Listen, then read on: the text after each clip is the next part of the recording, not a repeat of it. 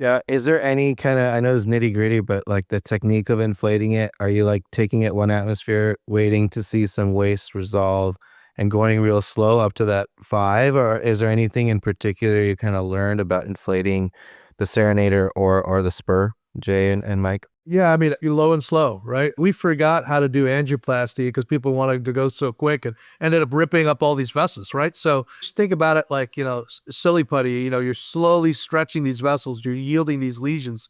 Give it time to actually engage and create those microfractures, and then you can avoid tearing the whole vessel up.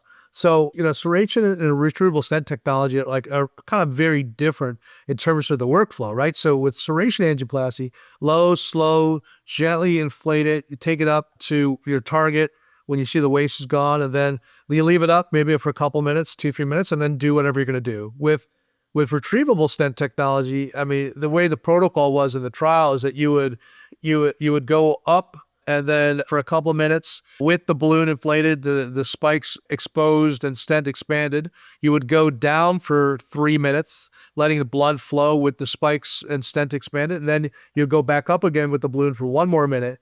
And where that all comes from is from what happened in the Saval trial with the PTA arm, where it was like 6-minute long angioplasty, did amazingly well. And so that's where that 6-minute number comes from. I think in the future, they'll try to cut those things down, but we know that That's a lot of time. it's a Yeah. lot of time, and you have a short stent. Yeah. So, I mean, at multiple stations. Oh, Yeah. geez. You can imagine that's going to take a bit of time. So people aren't going to do that in the real world. But same thing with serration angioplasty. I mean, I tend to leave it up for a couple minutes. Mike, I don't know, how about you? Like in terms of how long you leave it up for? Yeah, so I oversize all my balloons for the BTK space, especially when I'm using these specialty technologies, because like Jay said, you're relying on the technology and not necessarily the balloon to get you luminal gain.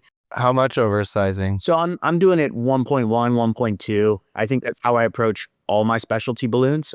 And when it comes to duration of inflation, it's, minimum 2 minutes, in general 3. And the way I inflate balloons is I'm not looking down, I'm looking up at the screen, and I'm seeing, after prepping the balloon, I'm seeing how the balloon responds to the lesion. And I'm not looking for parallel lines of my balloon, quickly. I'd rather see that at the end of my angioplasty as opposed to at the very beginning. So 2 atmospheres, wait 30 seconds, step on flow, take it to 3, 4, maybe take it to 5, 6, but I'm generally not taking the Serranator 6 atmospheres. No, that's also a really good point.